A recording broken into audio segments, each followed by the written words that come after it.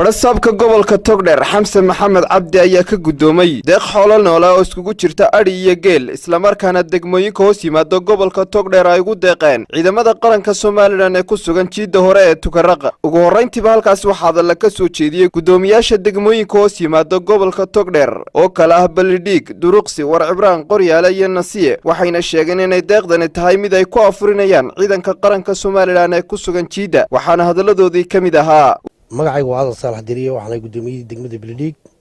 waxaan ku wareejinayaa gudoomiyaha gobolka Togdheer ari 40 neef oo afro oo nagu tala galay ciidanka qaranka Soomaaliland insha Allah taala waxaan halkan aad iyo aad sitaniyada uga salaamayaa ciidanka qaranka meel kasto ay joogaan waxaan kaloo halkan ka salaamayaa madaxweynaha qaranka Muuse Biixi Cabdi sida wanaagsan ee qiimaha leh ee uu gudanayo xilkiisa waxaan kaloo halkan isagana waxooyaa salaan gaar ah u siinaya gudoomiyaha gobolka oo arinta maanta aanu nagu kulmiyay aanu ka wada tashanay Afrika inaanu degmooyinka gobolka oo xukumo dhamaan aanu Afrika ka qayb qaadano anigoo ah gudoomiyihii degmada Qoryaale Bilaja Muuse waxaan ku wareejinayaa gudoomiyaha Badhasaabka gobolka Togdheer 48 ari oo aan ugu tala galay Afrika ciidanka qaranka ee jiida hore ciidankana aad iyo aad ayaan ugu mahad celinaynaa iyo madaxweynaha jamhuuriyadda Soomaaliland aad iyo aad baan ugu mahad celinaynaa sida wanaagsan ee nabadeynta ee uu wado hawsha qaranka. Bismillahir Rahmaanir Rahiim, alxamdulillaahi rabbil caalamiin. Halkan maanta aan joogaa waa airport Burco anigoo ah gudoomiyihii degmada Duruqsi iyo dhammaan maamuladii kale ee degmada gobolka iyo gudoomiyihii Badhasaabka gobolka oo nala jooga halkan maanta waxaan ku wareejinayaa 30 ari oo aan ugu tala galay Afrika ciidanka qaranka jamhuuriyadda Soomaaliland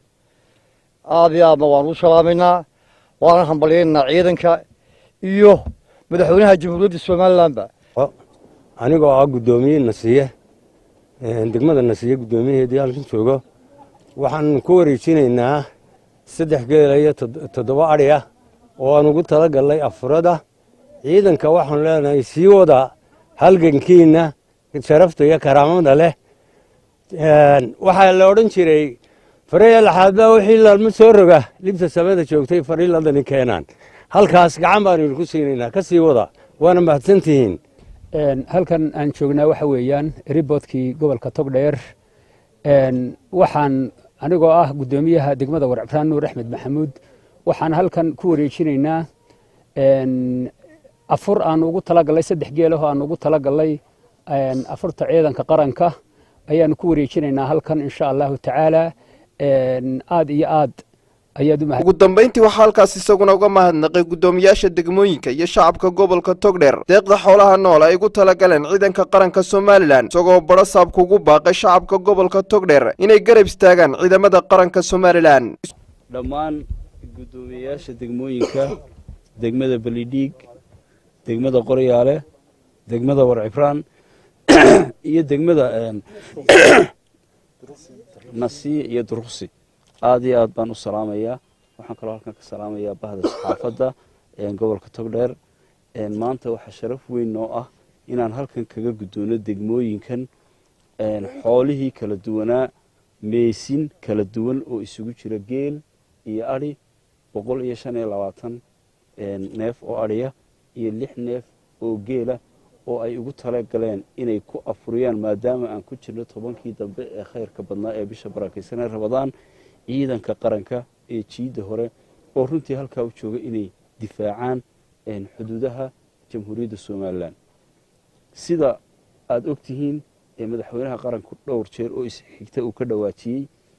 jamhuuriyadda Soomaaliland cid ay duulimaad ku tahay ma jirto waxa ka go'an inay kula noolaato derisnimo walaaltinimo nabadgeliyo wadamada aynu leenahay xuduud ee jaarkeena waxa se ka go'an ciddii ku soo xadgudubta xuduudaha jamhuuriyadda Soomaaliland inay difaacaan waan ku hambalyeeynaa ciidanka qaranka ee jiida hore oo uu ugu horeeyo jananka ciidanka qaranka jamhuuriyadda Soomaaliland nuuxtaani saraakiisha ciidanka qaranka dablayaasha dhammaantood waa u hambalyeeynaa insha Allah biidnillaahi baari degmooyinkii kale ee gobolkuna way soo socdaan ilaa berri ayaa insha Allah hawshaas noo soo dhamaan doonta waxaanu tamaniyeynaa inaanu xoolaha ku wareejino xarunta ciidanka ee taliska oog insha allah biidnillaahi kariim maalinta jimcaha ilaa maanta ilaa birina degmooyinka intii hadhay ayaa maaragtay inoo iman doona dee halkaa waxaynu geyn doonaa gobolka Togdheer afur wanaagsan oo ciidan qaranka aynu ku afurino